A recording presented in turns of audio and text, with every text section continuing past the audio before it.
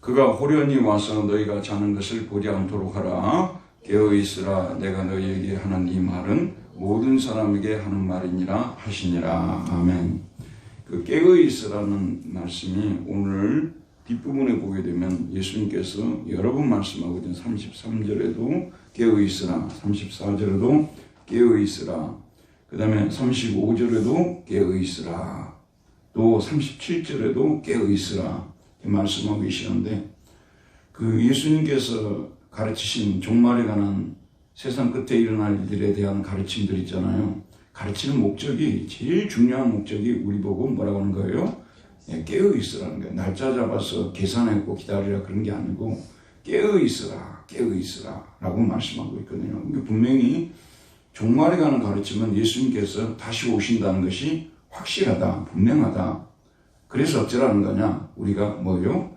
재림을 믿고 우리가 깨어있으라. 이것이 재림에 관한 예수님 오실 때 일어난 징조에 관한 가르침들의 가장 큰 목적이라는 것은 우리가 잊지 말아야 돼요. 이단 종파들은 깨어있는 정도가 문제가 아니라 이 사람들은 신비스럽게 이것을 풀어가지고 자꾸 예수님 오실 날을 계산하고 또 이러이러한 징조들이 나타나면 그때 예수님이 오신다. 자꾸 이런 걸 얘기를 하기 때문에 예수님이 이 말씀들을 가지고 가르치려는 목적을 이분들은 잘못 알게 되는 거죠. 이게 굉장히 위험한 겁니다. 그러니까 깨어있게 하는 것이 오늘 말씀을 통해서 우리에게 주시는 중요한 목적이라는 것을 가슴속에 새기면서 우리 공부를 해보도록 하겠습니다. 먼저 1번을 한번 읽어보도록 할까요? 읽읍시다. 시작.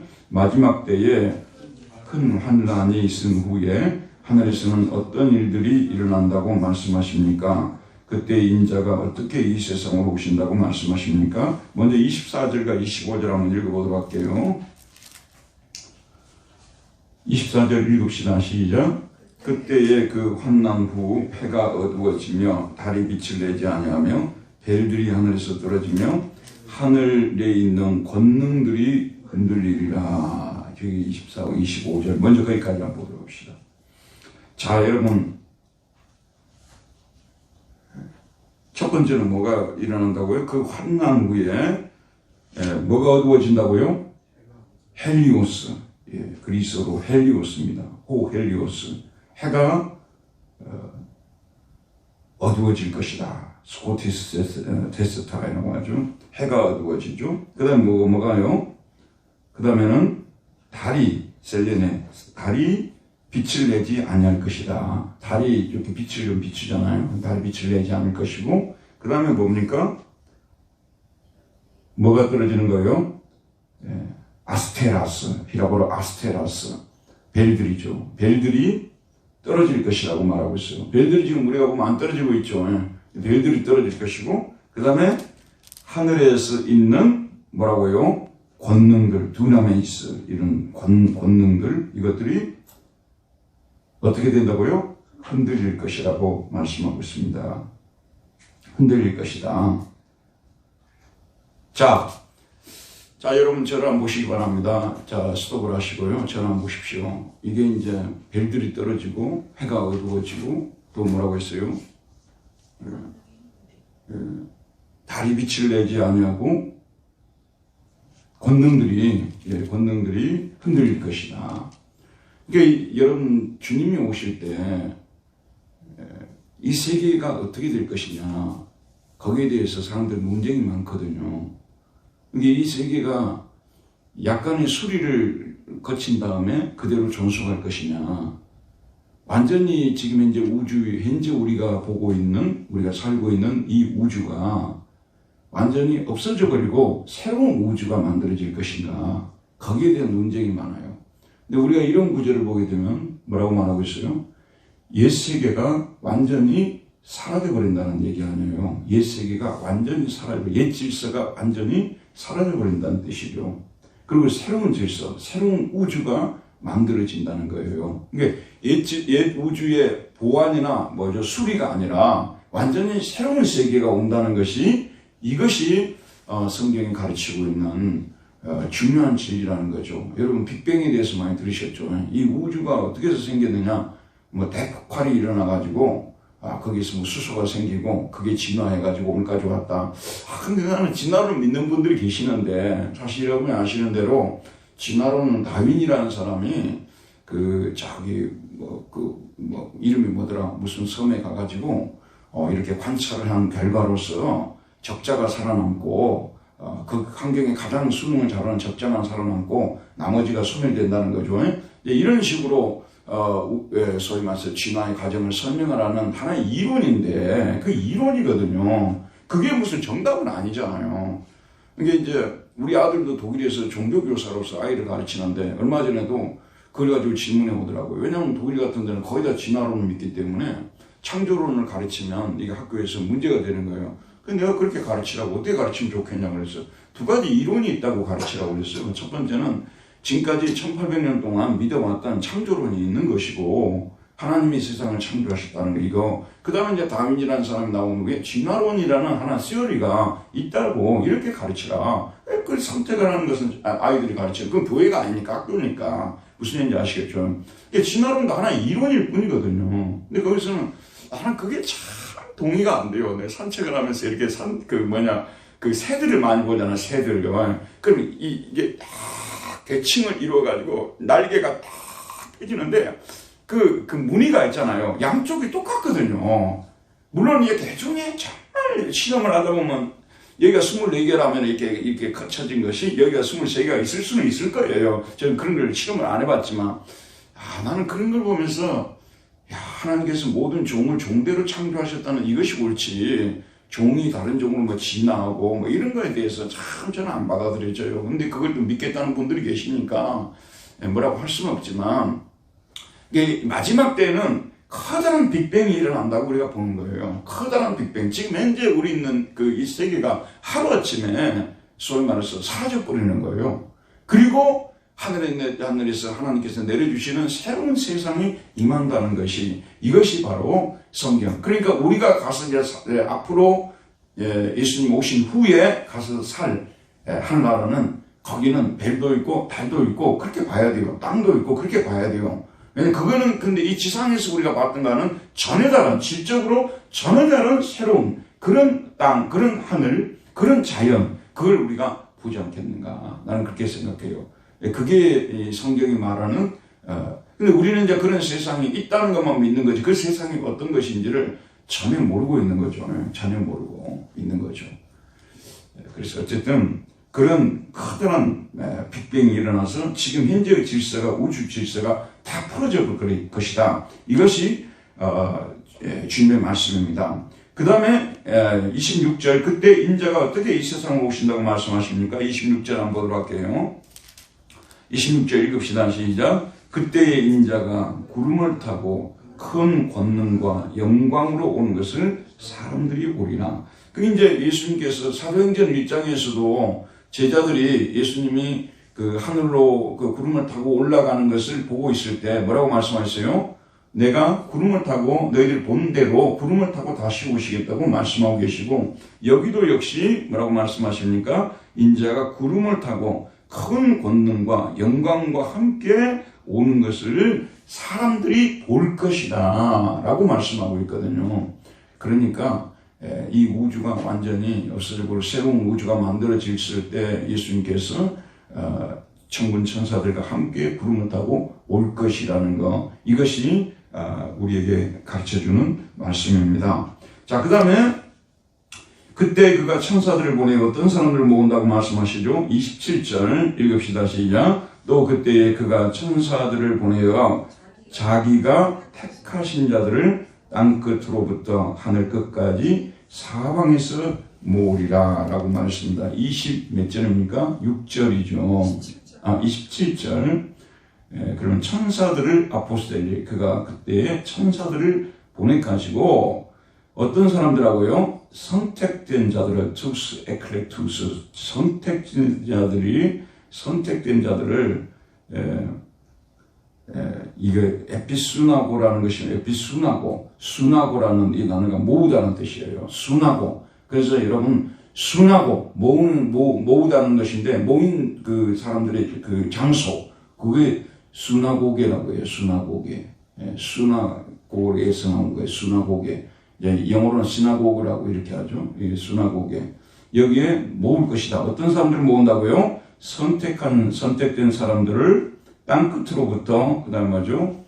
땅 하늘 끝까지 사방에서 모을 것이라고 말씀하고 있습니다. 이거는 예수님께서 이 땅에 오시는 목적, 구름을 타고 이 땅에 오시는 목적이 뭐라는 거예요? 동방이든 서방이든 뭐 남극 쪽이든 북극 쪽이든 어디에 사는 사람들이든지 간에 선택된 사람들이 있다는 거예요. 그 선택된 사람들을 모으기 위해서 오실 것이라고 말씀하고 있거든요.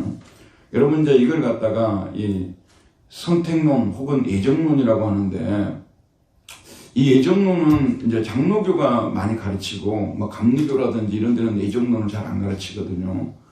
왜냐하면 하나님 미리 정해버렸으면 우리가 뭐 선교할 필요가 뭐 있냐.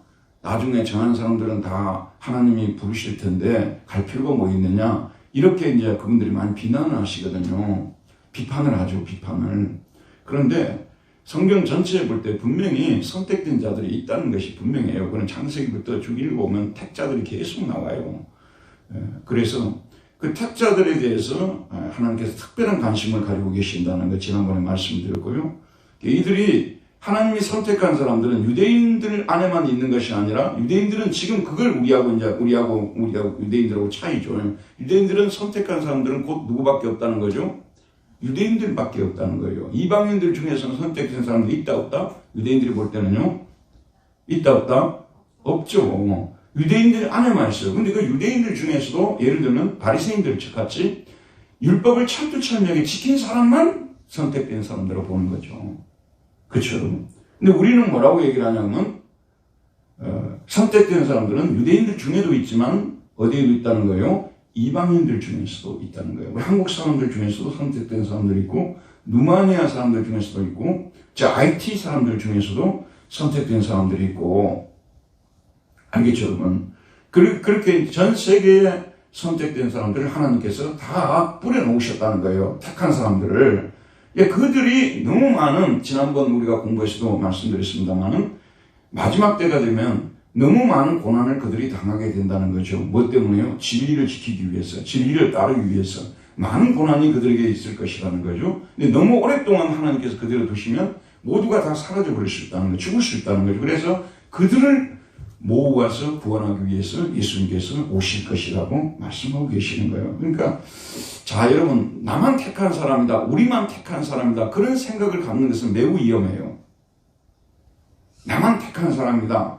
나는 택한 사람, 다른 사람들은 버림받은 사람이다. 이렇게 만약에 이런 진리를 받아들이면 매우 위험한 거죠. 그리고 택한 사람은 죽을 때까지 우리는 사실은 누가 택함 받은 사람인지 모른다는 게 정답이잖아요.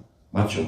그리고 예전에 교회 잘 다녔던 사람들이 언젠가 보니까 교회 안 나올 수도 있고 또 안 나오다가 다시 나올 수도 있고 죽을 때 나올 수도 있고 무슨 얘기인지 알겠죠? 그리고 전혀 안 나올 것 같은 사람도 다시 또 교회 나오는 경우도 있고 그렇죠? 그렇기 때문에 지금 현재 우리가 누구누구는 선택되고 누구는 안 됐고 뭐 이렇게 우리가 판단하는 것은 매우 잘못된 것이라는 거죠. 알겠죠? 그러나 내가 하나님께 선택된 사람이고 선택되었기 때문에 부르심을 받았고 선택되었기 때문에 내가 부르심받아 교회를 다니게 되었고 예수 믿게 되었다. 이런 생각을 갖는 것은 잘못된 것이 아니라는 거예요. 내가 무슨 남한테 내 자신을 내세우기 위해서 예정론을 갖다 대는 것은 매우 잘못된 것이지만 나 같은 사람 전을 구원받을 만한 자격이 없는 나 같은 사람을 수많은 사람들 중에서 택해 주셨다는 것을 감사하는 태도 이것은 우리가 가져야 될 태도인 것이죠. 그리고 하나님이 선택한 나를 지금부터 죽을 때까지 영원히 인도하시고 특별한 관심을 보이시고 또 나를 데리러 마지막 날에 오실 것이라는 이런 마음을 가지고 믿음을 가지고 사는 것은 매우 좋은 태도라는 말씀이에요. 죽을 때까지 어떤 분들은 그러거든. 나는 선택이 됐는지 안 됐는지도 모르고 난 죽어봐야 알지 뭐 하나라 가봐야 알지 뭐 내가 뭘 알겠어요 뭐 이렇게 말한단 말이에요. 이런 분들은 죄송합니다만은 올바르게 신앙생활을 아는 분들이라고 생각해요. 왜냐하면 우리가 성령이 우리 안에 와 계시기 때문에 내가 택한 사람이 되지 않으려고 하고 내가 교회 밖으로 뛰쳐나가려고 하고 말씀 없이 살려고 해도 성령이 우리를 계속해서 간섭하셔서 교회 안에 머무르게 만들고 진리 안에 머무르고 만들고 이게 선택의 증거 아니에요. 그렇기 때문에 우리가 주님이 수많은 사람들 중에서 나를 택하셔서 교회 안에 두시고 성령을 보내셔서 나를 이끄시고 계시고 마지막 날에는 나를 모으기 위해서 이 땅에 오실 것이라는 이런 믿음을 가지고 사는 태도는 매우 좋은 태도라는 것입니다. 알겠죠? 그리고 어디 가서 예수 안 믿는 사람하고 가능한 논쟁하지 말아야 될 것이 선택론이에요. 이거 꺼내면 그냥 끝나는 거예요. 게임은 끝난다는 말이잖아요. 더 이상 논쟁은 안 하려고 했죠. 너희들 선택된 사람들은 잘 믿으라고 이렇게 되니까 하나님은 모든 사람을 다 사랑하시고 누구나 예수를 믿어 구원받기를 바란다고 우리는 그런 식으로 전도를 해야 되는 거죠. 알겠죠? 자, 그 다음에 이제 2번을 한번 보도록 할까요? 자, 2번입니다. 시작. 우리는 무화과나무의 비유를 통하여 무엇을 배웁니까? 마찬가지로 인자가 가까이 오셨다는 것을 어떻게 알 수 있습니까? 28절, 29절 읽읍시다. 시작. 무화과나무의 비유를 배우라. 그 가지가 연하여 지고 잎사귀를 내면 여름이 가까운 줄 아나니 이와 같이 너희가 이런 일이 일어나는 것을 보거든 인자가 가까이 곧 문 앞에 이른 줄 알라 라고 말했습니다. 무화과나무는 솔직히 여러분들 키워보지 않으셨죠? 이 말씀은 이제 그 유대적 배경에서 이해를 해야 되는 것인데 하여튼 창세기 때부터 시작해서 가나안 땅 있잖아요. 가나안 땅, 이스라엘 땅, 이스라엘이 가나안에 들어가서 가나안 사람들을 몰아내고 거기에 지금 현재 이스라엘이 정착해서 나라를 세운 거 아니에요. 맞죠? 야곱의 후손들이 거기 살게 된 거 아니에요. 그래서 이제 팔레스타인 사람들은 쫓겨났다고 원래는 우리 땅이었는데 이렇게 주장하고 있으니까 이게 끝도 갓도 없는 분쟁이에요. 끝도 갓도 없는 분쟁이고 뭐 이번에 200 인질들 다 다시 풀어주겠다고 뭐 그런 얘기를 했다고 그러는데 빨리 그 해결이 됐으면 좋겠어요. 그게 참.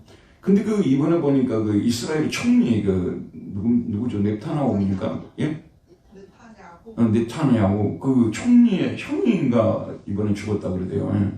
그래가지고 완전 너무 지금 화가 많이 나가지고 더 세게 나간다고 그런 얘기도 인터넷에서 제가 봤어요.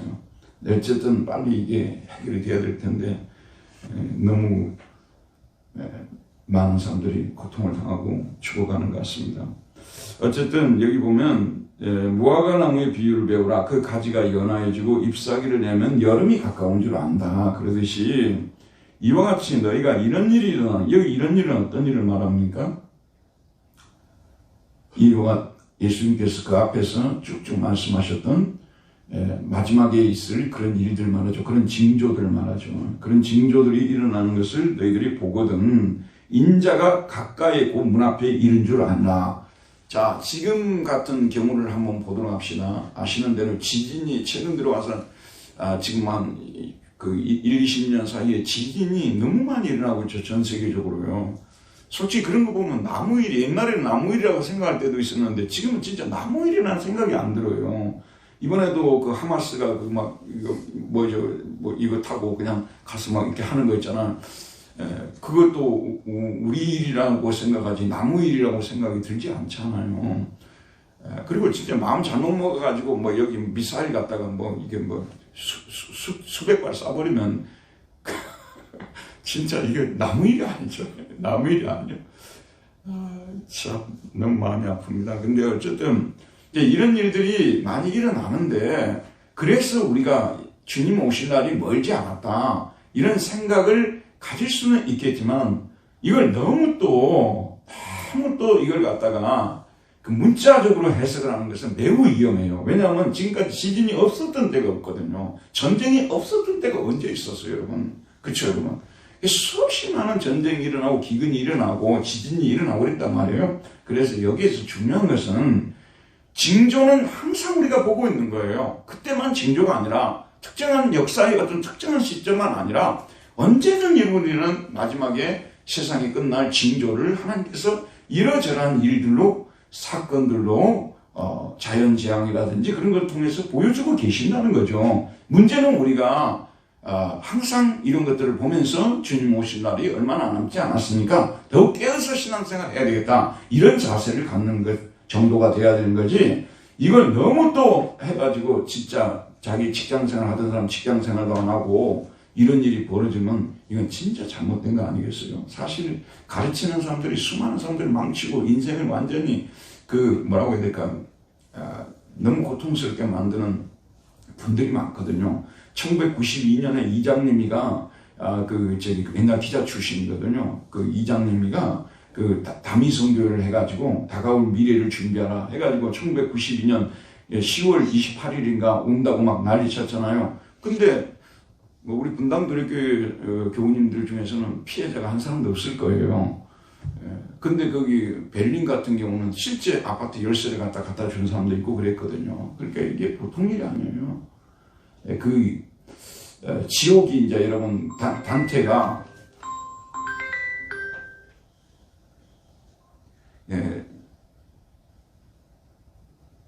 단테가 여러분 지옥에 뭐 층계를 이렇게 신곡에서 그랬잖아요. 층계를 이렇게 만들어 놓고 마지막에 가면 이런 거 있잖아요.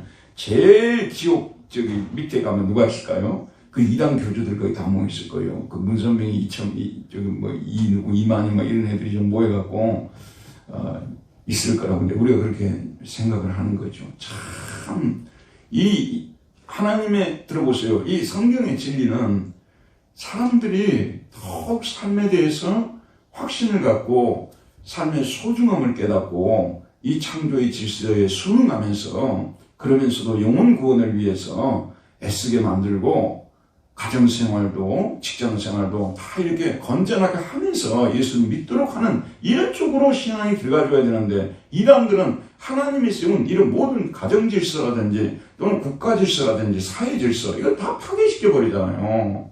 이단이 가장 큰 문제가 그거예요. 그래서 이 세상에서 있는 모든 것들을 다 버리고 하늘나라만 바라면서 저 세계만 바라고 살라는 얘기 아니에요. 그러면 이 사람들이 가지고 있는 돈은 탐내지 말아야지. 이해가죠?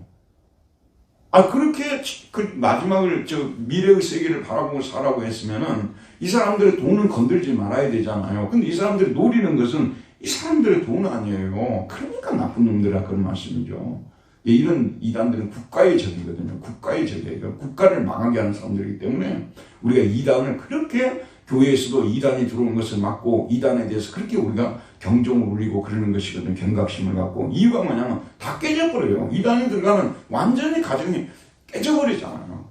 너무 안타까웁니다. 그런데 이단들이 주로 이 종말론적인 메시지들을 가지고 하는데 종말론을 배우는 목적이 뭐냐면 세상이 끝이 있다는 것이 중요한 거예요. 세상이 끝이 있으니까 우리가 남아있는 시간을 좀 더 우리가 소중하게 하나님 앞에서 사람 앞에서 부끄러움이 없이 순간순간을 더 깨어서 더 성실하게 더 열심히 살자. 이게 종말론을 가르치는 목적이 돼야 되거든요. 근데 이 이단의 종말론은 뭐냐면 현실 생활을 다 부정해버린 거 아니에요. 그렇기 때문에 이단의 종말론은 매우 매우 위험한 것이라는 겁니다. 종말의 징조는 예전부터 예수님 계실 때부터 지금까지 항상 지속적으로 나타나고 있는 거예요. 이걸 보면서 우리는 경각심을 갖고 더 깨어 있어야 되겠다. 이런 생각을 가지면 된다는 말씀입니다. 그 다음에요. 3번 읽읍시다. 예수님은 언제 이런 일이 다 일어난다고 말씀하십니까? 30절 예수님은 이 사실이 확실하다는 것을 강조하기 위해 어떤 말씀하십니까? 30절과 31절입니다. 읽읍시다. 시작. 내가 진실로 너희에게 말하노니 이 세대가 지나가기 전에 이 일이 다 일어나리라. 천지는 없어지겠으나 내 말은 없어지지 아니하리라. 사실 역사적으로 보게 되면 AD 70년에 예수님이 AD 33년에 돌아가신 걸로 우리가 보잖아요. AD 70년에 디도 장군이 로마에서 들어와가지고 예루살렘을 점령했다는 말씀 아니겠어요? 예수님이 가장 가깝게 내다보는 시기는 그 시점. 근데 그 시기만 내다보는 건 아니잖아요. 그러니까 이런 말씀들은 이 세대가 지나가기 전에 이 일이 다 일어나리라. 이런 말씀들은 그 정도로 우리가 추정할 뿐이지 이걸 갖다가 더 구체적으로 적용을 시키려면 문제가 생기는 겁니다. 그리고 나서 31절에 보면 뭐라고 나오죠? 천지는 없어지겠으나 내 말은 없어지지 아니하리라. 말세가 됐을 때 주님이 오실 날이 가까이 왔을 때 일어나는 그런 현상들은 주님께서 다 말씀해 주시고 계시잖아요. 지난 시간에 말씀드렸죠. 여기 그리스도가 있고 저기 그리스도가 있고 수많은 이단들이 출현할 것이라고 말씀을 드렸죠. 이런 예수님의 하신 말씀들은 천지가 없어지기 전에는 내 말은 없어지지 아니하리라. 다 참된 말씀이라는 거예요. 예수님께서 그냥 종말에 대해서 나도 뭐라도 가르쳐야 되겠다 해서 가르치신 것이 아니라 예수님은 하나님의 아들로서 미래에 되어질 일을 다 아시고 이렇게 예수님께서 다 가르치고 계시는 거예요. 이 말씀들은 결코 없어지지 않을 것이다. 다 참되게 응할 것이라고 말씀하고 계십니다. 그러나 제가 이제 여러분이 계속 강조하는 것은 이걸 갖다 문자적으로 어느 특정한 시점으로 자꾸 연결시키게 되면 주님의 말씀을 제대로 적용시키는 것은 아니라고 이제 그걸 말씀하고 말씀드리는 거지. 예수님의 그 말씀은 다 옳으신 말씀이고 종말에 가는 말씀은 다 그 말씀대로 응하게 될 것이라고 우리가 보는 것이죠. 자, 그 다음에요.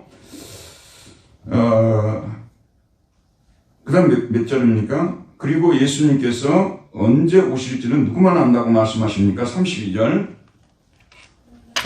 읽읍시다. 시작. 그러나 그날과 그때는 아무도 모르나니 하늘에 있는 천사들도 아들도 모르고 아버지만 아시느니라.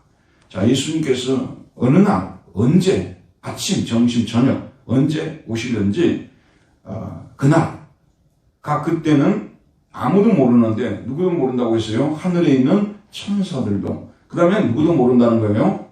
아들도 모르고. 그 다음에 누구도요? 누구만 안다고요? 아버지만 아시느니라. 그랬는데 여기서 이제 우리가 질문을 한번 던져보도록 할게요. 예수님은 사람의 모습을 입고 오셨지만 하나님이에요? 사람이에요? 하나님이시죠. 그럼 하나님의 그 가장 중요한 성품은 뭐예요? 하나님의 가장 중요한 속성이라고 하죠. 속성. 그게 뭐가 있습니까?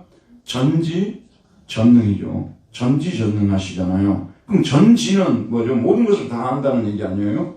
그런데 하나님 아버지만 오실 날 알고 예수님은 모르는 것이 있다. 그거는 두 가지 추론할 수가 있어요. 사실 성부 하나님도 아버지도 누구죠? 성부도 하나님이시죠. 성자도 하나님이시죠. 그 다음에 또 성령도 하나님이시죠. 그런데 성부와 성자와 성령이 우리 구원을 위해서 함께 일하신다는 것인데 아버지만 아는 것이 있고 아들은 모르는 것이 있고 성령은 모르는 것이 있고 이렇게 추론할 수가 있어요. 그래도 똑같이 하나님이시라는 거죠. 예를 들면 요즘은 내가 한국에 와서 삼위일체의 진리를 깨닫는데 굉장히 도움이 되는 걸 봤어요. 한국에 온 후에. 독일에 있을 때는 그거 진짜 못 깨달았는데 한국에 와서 어떤 일을 내가 경험했냐 그러면 저기 영광에 있는 외과를 갔어요. 내과를 갔어요. 내과. 그 영광에서는 저 사람들 영광에서는 그냥 돈을 쓸어 담을 정도로 손님이 많은데요. 저 아는 분이 거기 원장이셨어요. 그 나를 보고 이제 오라 그래가지고 거기를 갔단 말이에요. 갔는데 원장실이 여기도 원장실이고 여기도 원장실이 있는 거예요. 근데 그 한국 문화에 대한 충격이었어요. 원장은 원래 한 명이 돼야 된다는 생각을 우리가 갖잖아요. 그런데 여기도 원장실이고 여기도 원장실이에요. 왜냐하면 환자들이 나중에 생각해보니까 다 원장님한테 가서 진료를 받고 싶어서 이렇게 했지 안 왔나 그런 생각을 하더라고요. 원장이 아니라면 안 가려고 하니까. 우리나라 그런 게 좀 심하잖아요.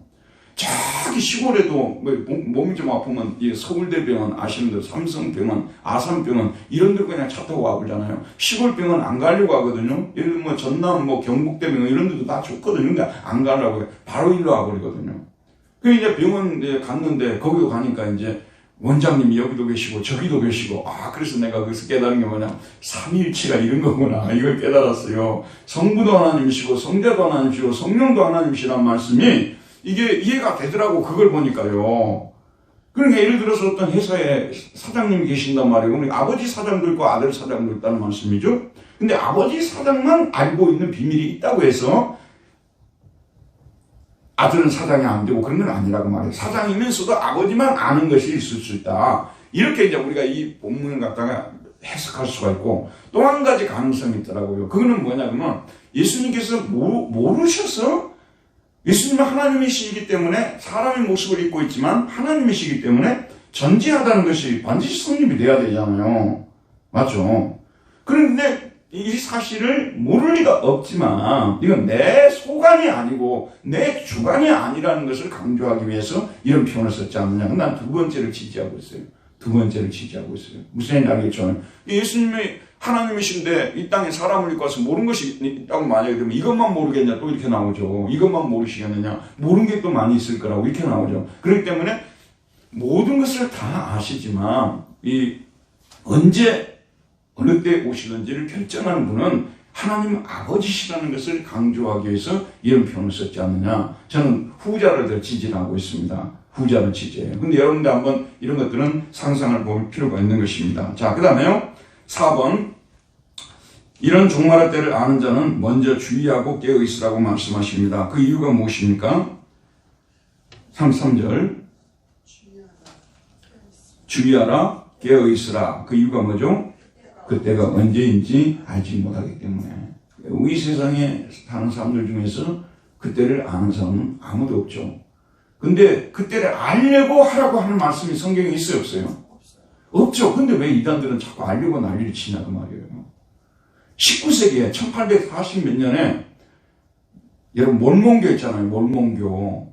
이 사람들이 처음으로 날짜를 잡았어요. 그 뒤로 날짜 잡는 사람들이 계속 남았거든요. 날짜 잡는 사람들 다 사이비요. 이게 이단이에요. 그때를 우리가 모르고 단지 우리가 해야 될 것은 뭐죠? 주의해 보는 거예요. 모든 징조들을 보면서 세상 끝날이 얼마 남지 않았구나 이런 거예요. 그리고 깨어있으라 라고 말하는 거예요. 깨어있으라. 참 이게 재밌는 표현인데 여러분 제가 한번 보세요. 이 깨어있으라는 단어가 그레고레오라는 말을 써요. 그레고레오.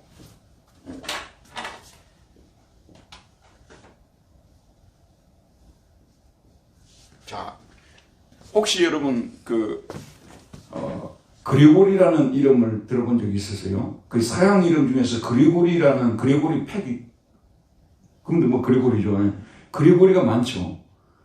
그 교황님들 중에서도 그레고리 1세하고 그레고리 4세, 그레고리 7세가 굉장히 가톨릭 교회의 역사에 있어서 굉장히 중요한 역할을 했고 또 훌륭한 분들이었어요. 여러분 카톨릭이 지금 독신하죠. 독신이 5세기까지는 독신이 없었어요. 독신할 사람만 하고 독신 안 할 사람은 안 했어요. 제가 연구를 해봤거든요. 근데 베드로 결혼했어요, 안 했어요? 그러니까 로마 천주교 사람들이 우리 이제 그 친척 중에 천주교 다니는 분이 계세요. 그분들은 신부가 독신하는 게 당연한 것이라고 생각해요. 내가 설명을 해줬어요. 그 천주교 사람들이 제일 존경하는 분이 누구예요? 베드로 아니에요. 로마 교황청 로마 바티칸 성당 그치 1대 목사가 베드로라고 하잖아요. 이 사람들은요. 그래갖고 이제 열쇠를 갖다가 그 다음 목사님한테 넘겨주고 그 다음 목사 열쇠 계승권이라고 해요. 그게 이제 이 사람 계승되어서 내려온다는 거잖아요. 그런데 지금 사실 베드로는 결혼했단 말이에요. 그런데 대부분 그 사도들이 결혼했어요. 누가 안 했어요? 바울이 안 했잖아요. 근데 바울은 자기가 결혼을 하려고도 했는데 특별히 하나님께서 그런 결혼을 안 하고 사는 은사를 자기에게 주었다고 얘기를 하거든요. 그리고 바울이 그 고린도 전서 7장이라는 일을 보게 되면 가능한 결혼을 하라는 것이 왜냐면 그게 창조 질서고 하라는 건데 정말 그런 은사가 있다면 혼자 사는 것도 나쁘지 않다. 이렇게 얘기를 하거든요. 홍기를 이제 너무 많이 놓쳐버렸어요. 어떤 처녀가 있는데 홍기를 너무 많이 놓쳐버렸어요. 말하자면 이제 50이 넘었거나 60이 돼버렸어요. 그런 경우는 그냥 주님 오신다고 생각하면서 혼자 사는 게 어떻게 했느냐. 이 정도인데 대부분 창조 질서를 지키라는 것이 하나님 세운 질서를 지키라는 것이 가르침인데 들어보세요, 여러분. 근데 이제 이 신부들이 그게 이제 4세기 때부터 이게 출현해요. 신부들 중에서 어떤 분들이 이런 바울의 그런 구절들이 있잖아요. 그런 구절들을 가지고 자기는 결혼 안 하고 그냥 혼자 살겠다고 이런 분들이 나오게 됐어요. 자기는 혼자 살겠다고. 근데 이런 분들이 수도사들 중에서 많았어요. 최초의 수도사가 안토니우스예요. 안토니라고 영어는 안토니우고 그 사람들 표현 안토니우스인데 이 사람이 이집트 사람인데 광야 있잖아. 광야. 거기다가 텐트를 쳐놓고 거기서 요즘 말로 무건수행을 한 거예요. 거기서요. 텐트를 쳐놓고 그게 이제 수도원의 최초의 수도원의 시초예요. 나중에 이제 건물로 나타나고 그랬는데, 그러니까 거기 사니까 세상과 단절해야죠? 결혼을 해야 되겠어요? 안 해야 되겠어요? 결혼하면 못하는 거 아니에요? 그러니까 이제 혼자서 한 거야. 이런 분들이 너무 멋있어 보이고 너무 경건해 보이고 하나님과 너무 가까워 보이니까 많은 사람들이 따라하기 시작하는 거예요. 그래서 곳곳에 수도원들이 생기는 거예요. 곳곳에 수도원들이 생기면서 혼자 사는 사람들이 자꾸 늘어가는 거예요. 근데 이제 여러분 끝까지 들어보세요. 내가 여기다 좀 책을 쓰려고 좀 책을 어느 정도 써놨는데 이 부분에 대해서 좀 써보려고 들어보세요. 그러니까 이제 문제는 일반 성도님들이에요. 이제 그 수도와 사들이 이제 교회 예배당에 이렇게 나타나는 거예요. 그러면 사람들이 세례를 받을 때 누구한테 받으려고 하냐면 저같이 결혼한 사람은 좀 거룩하지 않다고 여기는 경향이 있어가지고 그 혼자 사는 그 돌을 닦고 있는 수도사님한테 받으려고 하는 거예요. 이해가죠? 그러니까 인기가 이쪽이 훨씬 더 높아져 버리는 거죠. 혼자 사는 분들이. 어느 정도 이런 납득이 되죠. 그래가지고 나중에는 그리고리 1세 때는 와서 이 혼자 사는 사람들하고 결혼해서 사는 사람들하고 이 여러 가지를 비교를 해보니까 이 사람들이 훨씬 더 월등하거든요. 자기가 판단할 때는. 그래서 그때 독신, 누구든지 이제는 사제가 되려면은 독신을 해야 된다고 그 정해버린 거예요. 그 사람이 정해버린 거예요.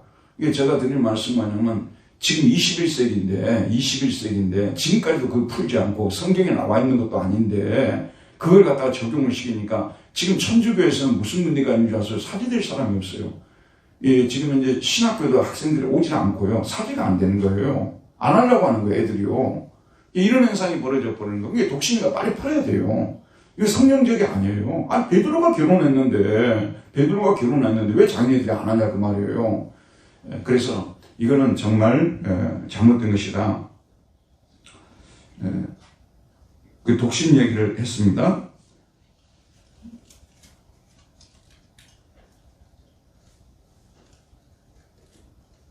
제가 뭐 하다가 이거 가르쳤죠?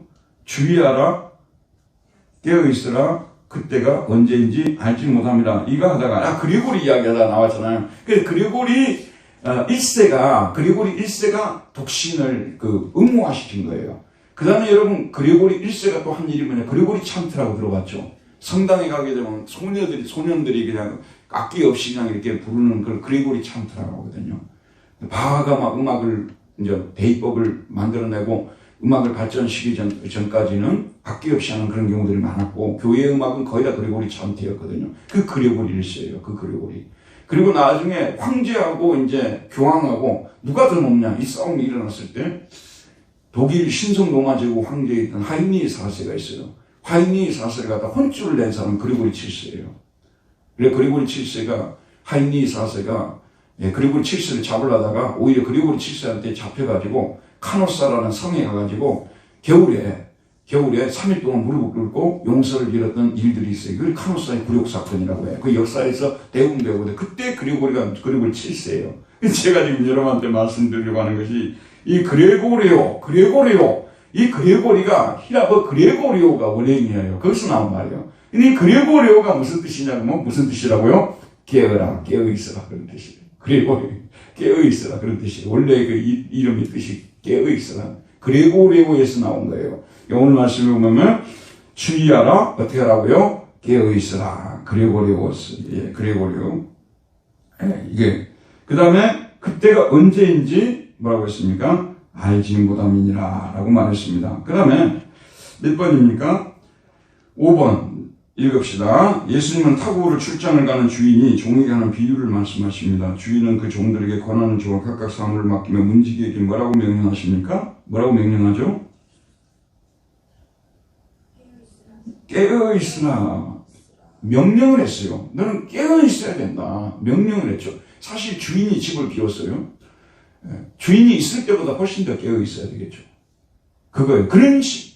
우리가 깨어있을 때 주님이 우리 뭘 원하냐면 주님이 오실 날이 얼마 남지 않았다는 생각을 가지고 정신을 바짝 차리고 깨어있으라. 그런 뜻이에요. 그 다음에 몇 번입니까? 우리 믿는 자들도 늘 깨어있어야 된다. 그 이유가 무엇입니까? 35절 읽읍시다. 그러므로 깨어있으라. 집주인이 언제 오는지 혹 저물 때 있는지 밤중 있는지 다굴 때 있는지 새벽 있는지 너희가 알지 못함이라. 이게 보통 이제 부모님들이 어디 출타를 하시면 자녀들이 모여가지고 좋은 일을 많이 해요? 안 좋은 일을 많이 해요? 좀 안 좋은 일을 민호하고 재호하고 둘이서 엄마 아빠 없을 때 찬스하고 우리 게임 한번 하자 이렇게 하고 이제 아마 이제 재호를 보고 민호 큰 애가 아니라 작은 애를 보고 너 망보라 그러고 상당히 이제 이 아주 자기들끼리 작전을 세워가지고 이렇게 할 거예요. 언제 오는지 모르니까 이거 아니에요. 근데 여기 이제 시간대를 보면 밤 시간을 여러분 재는 것이 혹시 아시죠 여러분? 통상적으로는 뭐냐면 밤을 5시기로 나눠요. 뭐 초경 뭐 이런 거 알잖아요. 2경, 3경 이런 거 알잖아요. 그게 뭐냐면 보통은 6시부터 시작하죠. 그래갖고 7시부터 9시까지, 9시부터 11시까지, 그 다음에 11시부터 13시까지, 13시부터 15시까지, 15시부터 17시까지. 이게 오경이라고 해요. 오경. 보통 7시부터 하는데 여기 나와 있는 이건 뭐냐면 로마식으로 밤을 측정하는 거라는데 로마식 측정은 뭐냐면 밤 6시부터 9시까지예요. 이게 저물 때예요. 그 다음에 밤중은 10시에서 12시까지, 그 다음에 다볼 때는 1시에서 3시, 그 다음에 새벽은 4시에서 6시. 이렇게 그 당시는 이게 로마식으로는 그렇게 되어 있었대요. 그래서 예수님 지금 그 로마식으로 지금 이제 계산해서 쓰고 계시는데 예수님께서 언제 오실런지, 초경에 오실런지, 뭐 2경에 오실런지, 3경, 4경에 오실런지, 언제 오실런지를 알지 못하기 때문에, 너희가 알지 못하기 때문에 어떻게 해야 된다고요? 깨어있으라고 말씀하고 있어요. 참 이 깨어있으라는 말씀이 오늘의 주제인데, 저는 참 이 말씀이 와닿아요. 정말 주님의 말씀이 와닿는데 조금 더 하고 나서 보도록 합시다. 마지막 문제입니다. 우리는 예수님께서 오셨을 때 어떤 모습을 보이지 말아야 합니까? 36절. 그가 호련히 와서 너희가 자는 것을 보지 않게 하도록 하라. 보지 않도록 하라. 이게 엑사이프네스. 이건 갑자기 예상치 않게, 갑자기 예상치 않은 시간에 주님이 오는 거예요. 근데 주님이 오셨을 때 우리가 뭐 하고 있는 거예요? 잠을 자고 있는 거죠. 그런 모습을 보여주지 않도록 하라는 그런 말씀이죠. 아이에게 부모님이 출타하면서 너희들 열심히 공부하고 하라고 했는데 저녁 내 얘들이 잠을 안 자고 딱 그 다음날 들어오는 그 시간에 전부 퍼져가지고 자고 있다고 말해요. 부모는 한없이 낙심할 것입니다. 마찬가지로 우리가 그런 모습을 보이지 말라 그런 얘기죠. 그 다음에 깨어있으라 이제 마지막 문제입니다. 예수님은 제자들에게 이 말씀하시면서 어떤 사람들에게도 하시는 말씀이라고 말씀하십니까? 깨어있으라 내가 너희에게 하는 이 말은 모든 사람에게 하는 말이니라. 모든 사람에게. 그러니까 여기는 제자들뿐만 아니라 하나님을 믿는, 예수 그리스도를 믿는 모든 사람에게 깨어있으라. 목사님 보니까 우리 교회 누구 성도는 깨어있어야 될 것 같은데 왜 깨어있지도 않고 잠만 자는지 모르겠네요. 근데 그 사람에게 해당하는 것이 아니라 모든 사람에게 깨어있으라고 말씀하고 있는 거예요. 자, 저를 보십시오. 이 말씀을 우리 역사적으로도 적용을 시킬 수 있고 지난번에 사중에서 배웠죠. 교회적으로도 해석할 수 있다고 했잖아요. 교회적으로도. 교회도 그렇습니다. 교회는 사탄이 여기는 예수님의 몸이고 정말 성도들의 거룩한 성도들의 모임 아니에요. 근데 사탄이 제일 잠이 없는 존재가 사탄 아니겠어요? 잠이 없어요, 사탄은. 호시탐탐 우리를 갖다가 노리고 있는 거죠. 그래서 우리가 잠자고 있을 때 슬쩍 여기에다가 신천지 사람을 들여다놓는 거예요. 아무도 모르게 다 들여다놔요. 그 신천지 사람들의 특징이 뭐냐면 한 2, 3년 동안은 가만히 있고 교회를 아주 열심히 내는 것 같이 한다 그러잖아요. 그래갖고 이제 2, 3년 지나고 나면 자기들의 본색을 드러나면서 하나님께서 세운 특별히 권위, 이 목회자들에 대한 비판을 시작하고 성도들을 자기 편으로 끌어모으고 자꾸 무슨 초대를 해가지고 모이는 거예요. 제가 예전에 1990년대 말에 우리 교회 신천지가 들어와 있었어요. 그냥 몰랐어요. 그런데 그분이 자꾸 이상한 소리를 하고 다니는 거예요. 예수 믿는 사람으로서는 해서는 안 될, 덕이 되지 않는 그런 말들을 서슴없이 막 하는 거예요. 그리고 까딱하는 사람들을 모아가지고 이 파티 같은 걸 하는 거예요. 그 처음에는 내가 못하는 일을 저분이 그 어려운 사람들을 이렇게 불러다가 파티도 해주고 그래서 너무 고맙다고 처음에는 그랬는데 나중에 알고 보니까 그 잘못된 생각을 퍼뜨리기 위해서 그 사람들을 모았던 거예요. 그 나중에 이제 그걸 갖다가 단속하다가 교회적으로 큰 문제가 일어나고 그랬는데 그때 제가 깨달았어요. 근데 참 놀라운 게 뭐냐면요. 그게 이제 하나님께서 우리 목회자들에게 주는 좀 특별한 은혜인 것 같아요. 어느 날 새벽에 기도를 하는데 갑자기 제 마음속에 무슨 마음 들어오냐면 이 교회가 지금 상당히 큰일이 났다. 뭐 큰일이 지금 일어난다. 이런 것들이 그냥 강하게 저에게 다가오는 거예요. 내가 뭐 목회를 처음부터 답을 다 가지고 하는 겁니까? 하나하나 체험하면서 배우는 거지. 운전하는 사람들, 나 운전할 때마다 그래요. 운전하는 사람들 책 보고 다 배우는 게 아니에요. 운전하면서 이런 경우도 경험해보고 저런 경우도 경험해보면서 이럴 때는 후진을 안 해야 되겠구나. 이럴 때는 이런 거 다 배우잖아요. 그러듯이 목회도 또 그런 거거든요. 처음부터 답을 가지고 내가 사는 게 아니잖아요. 그런데 갑자기 내가 기도를 하는데 이게 큰일 났구나. 이게 지금 교회에 큰 어려움이 지금 시작됐다는 뭔가 그런 막 이렇게 감동이 오는 거예요. 그 일이 있은 지 얼마 되지 않아서 지금 이 가정이 당시에 이 사람 가정은 남편은 굉장히 잘 나가는 사람이었어요. 한국에 KBS하고 이렇게 거기서 같이 일하고 굉장히 유명한 사람이었거든요. 근데 이 사람이 윤리도덕적 관점에서 말도 안 되는 그런 얘기를 그 여자분이 하고 다니는 거예요. 내가 좀 이상하다 그랬더니 나중에 우리 교회에서 굉장히 정말 사람들로부터 칭송을 받고 본이 될 만한 그런 우리 여집사님 두 분이 오셔가지고 만날 때마다 이분이 이상한 얘기를 한다고 목사님 좀 알아보셔야 될 것 같습니다. 그러더라고요. 그래가지고 이제 나중에 알아보니까 한 번은 나가는데 무슨 그림을 딱 이렇게 그리면서 3일째 막 설명을 하는데 희한하게 설명을 하더라고. 그때도 나는 의심을 안 했거든요. 나중에 알고 보니까 이 사람이 지금 신천지 목사 됐어요. 그래가지고 지금 독일 쪽에서 엄청난 지금 무리를 일으키고 이런 사람이 돼버린 거예요. 그 한 사람 때문에 우리 교회도 거의 20명 이상의 교인들이 나갔거든요. 그 일로 인해서. 참으로 교회가 그래서 제가 그때부터는 교회라는 것이 뭐냐면 바다와 같은 곳이다. 늘 제가 그런 얘기를 해요. 바다가, 저는 섬에서 살았잖아요. 바다가 아침에 일어나면 해가 뜨고 잔잔해요. 그럼 어떻게 생각하냐면 오늘 정말 기분 좋은 날이다 해가지고 그냥 아무 준비 없이 이렇게 노져서 나가는 거예요. 제가 죽다가 살았어요. 그래가지고 갑자기 그냥 이렇게 하늘이 어두워지고 이게 바람이 폭풍이나 배가 흔들려 버리는 거예요. 아무 준비 안 하면 진짜 빠져 죽어요. 교회가 딱 바다와 같습니다. 나는 거기서 교회론에 있어서 가장 중요한 것을 거기서 저희 체험을 통해서 배웠어요. 정말 교회는 바다와 같아요. 언제 태풍이 일어날지 몰라요. 지금 우리 교회가 고요하죠. 근데 언제 태풍이 일어날지 몰라요. 무슨 일로 태풍이 일어날지는 아무도 몰라요. 이게 중요한 게 뭐겠습니까? 항상 기도하면서 대비하고 깨어있어야 되는 거예요. 이걸 여러분 잊지 말아야 돼요.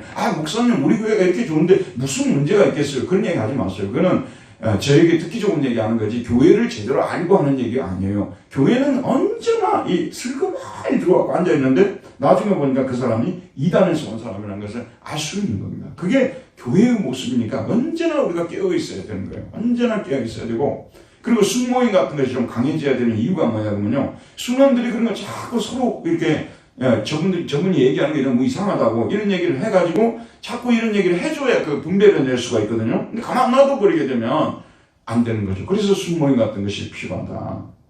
교회 안에서. 그럼 이제 교회론적으로 적용을 시키지 말고 개인적으로도 적용을 시킬 수 있잖아요. 여러분 가정적으로 태풍이 찾아올 때 태풍이 찾아온다고 그냥 소리내면서 찾아옵니까? 우리 가정이 이렇게 평온한데 뭐 가정적으로 어려움이 있을 거냐 그러거든요. 근데 알고 보니까 자기 가정에 큰 어려움이 이미 시작됐더라 그 말이에요. 나만 몰랐던 거예요. 큰 태풍이 찾아오는 거예요. 항상 우리 그리스도인들은 뭐냐면 깨어있어야 돼요. 깨어있어야 돼요. 저희도 새벽에 와서 예배를 드리는데 저녁에 또 성경을 읽으면서 교인들을 위해서 기도하거든요. 그게 뭐냐면 항상 기도하고 깨어있어야 돼요. 그렇지 않으면은 사탄이 A라는 사람을 공격하면 금방 무너져 버리거든요. 여러분 사단은 주님이 지켜주지 않고 우리가 서로 기도를 하지 않으면요 우리가 무너져 버립니다. 우리보다 훨씬 더 교활하기 때문에. 그렇기 때문에 주의하라 깨어라 이런 말씀은 마지막 역사적 사건에만 적용시키면 안 된다 그런 말씀이에요. 교회론적으로 오늘을 위해서 적용을 시키고 또 개인적으로도 이 말씀을 적용을 시키고 항상 깨어있는 신앙이 좋아요. 항상 깨어있는 항상 내가 이제 마지막 마치면서 말씀드릴게요. 제가 최근에 가장 존경하는 사람이 한 사람 생겼어요. 배드민턴 선수 안세영 선수를 제가 존경하게 됐습니다. 부상 투혼으로 메달을 땄다는 그것 때문에 존경하는 것이 아니라 내가 금메달 하나 땄다고 해서 내가 연예인이 된 것입니까? 와, 저는 안세영 팬이 됐습니다. 사실 그때 배드민턴 결승전 할 때 나는 그때 축구 보고 있었거든요. 안세영 저는 축구를 좋아하니까 축구 보고 있을 때 안세영 안 봤어요. 그 금메달 땄구나, 투혼을 발휘했구나. 나중에 알고 보니까 제가 금메달 하나 땄다고 해서 연예인 된 것입니까? 저한테 인터뷰 요청하지 마세요. TV 출연시키지 마세요. 저는 제가 할 일을 매일매일 연습하고, 그래서 그 일본의 숙적 있잖아요, 라이벌. 그 다음에 중국의 숙적, 이 두 명한테 항상 졌었어요. 그런데 끊임없는 노력을 통해서 이긴 거야. 이 안세영이.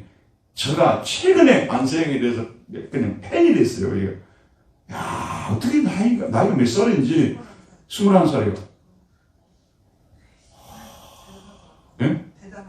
우리 국민 영웅 받들어야 되잖아요. 그런 정도면. 아니, 그래서 이제 그 TV 나가려는 여러 연예인들한테, 그 금메달 딴 사람들이 망했어. 안세영 때문에. 내가 또 그분들까지 나는 생각해 줬어요. 나는 또 마음에 또 배려심이 있어갖고, 안세영 때문에 많은 사람이 죽었구나. 보통 이제 금메달 딴 사람들 데려왔고, 미담 얘기하고, 이런 얘기 하잖아. 안세영. 아니, 나는 지금까지 스포츠 역사에서 이런 얘기를 하는 사람을 들어본 적이 없거든요. 와, 정말, 깨어있으라는 말이 그런 거예요. 항상 자기가 언제 떨어질지 모른다는 거. 내가 지금 잠깐 세계 랭킹 1위에 올라가서 금메달을 땄지만, 내가 조금이라도 연습을 게을리 하면 난 떨어진다는 이런 생각을 가지고 매일매일 피나는 연습을 하겠다는 이 얘기 아니에요. 와, 정말 이 진리를, 깨어있으라는 진리를 이 안세영이보다 잘 가르쳐주는 사람이 없는 거예요. 저희들이 깨어있을 때 그렇게 깨어있어야 돼요. 우리 교회는요, 항상 전쟁이 일어나고 있어요. 전쟁 휴전 상태가 없어요. 우리는 언제나 전쟁 상태예요. 왜냐하면 원수마귀는 언제나 우리를 공격하기 때문에. 그래서 여러분 좀 마음을 느슨하게 생각하지 마세요. 내가 이 정도 신앙생활하면 됐지, 뭘 더 하라는 거냐, 이런 유혹에 넘어지지 마세요. 지금까지 여러분 잘해왔지만 그래도 전보다 더 잘해야 되겠다는 그런 생각을 가지고, 내가 새벽마다 기도하는 게 뭐냐면, 뒤에 것은 잊어버리고 앞에 것을 잡으려고 쫓아가노라. 늘 그런 생각. 기업하는 사람들이요, 제일 중요한 게 그거네. 과거에 이루었던 성취, 업적 있잖아. 그걸 빨리 잊어버리는 거래요. 그것이 기업하는 사람들에게 정말 중요한 계명이라고 그러더라고요. 저희들도 그러거든요. 조금 옛날에 잘했던 것들, 그래서 그런 것 생각하고 이랬다면 큰일 납니다. 오늘 교회에 부임한 것처럼, 새로 부임한 것처럼, 그런 생각을 가지고 목회를 하게 해달라고 하나님께 기도를 드립니다. 여러분, 다윗을 보세요. 베드로를 보세요. 누군들은 무너지려고 작정을 해서 무너졌습니까? 한순간에 무너져버린 거. 다윗이 얼마나 위대한, 지금까지 교회 역사에서 다윗과 같이 위대한 사람이 없었다. 내 마음에 합한 사람이라고 했잖아요. 그쵸, 여러분? 그런데 그 다윗이 사람들, 전쟁터 보내놓고 잠깐 방심하다가 그런 일이 일어나버린 거 아니에요. 베드로가 조금만 더 예수님 믿고 영광도 받았으니 죽어도 좋다는 생각하고 죽을 작전 딱 해버렸으면 세 번 부인한 일이 없었을 거 아니에요. 잠깐 깨어있다 그래 됐거든요. 거, 잠깐 잠들어있다 그래 된 거 아니에요. 잠깐 편안하다가. 저와 여러분도요, 아무도 방심하지 말자고요. 진짜 안세영 선수처럼 우리가 늘 깨어서 이렇게 주님을 섬기고 주님 오실 때 자고 충성된 종아 칭찬받는 은혜가 있기를 바랍니다. 은혜로우신 하나님, 오늘도 생명의 말씀을 우리에게 보내주셔서 깨어있으라 깨어있으라 깨어있으라 4번이나 말씀하셨습니다. 우리가 더욱더 이 역사가 어떻게 되어지든 간에, 또 개인적으로 교회적으로 어떤 일이 일어나든지 간에 주님 내일 오신다는 생각을 가지고 최선을 다해서 주님 앞에 충성 봉사하는 우리 모두가 되게 하여 주옵소서. 예수님 이름으로 기도하였습니다. 아멘. 감사합니다. 수고했습니다.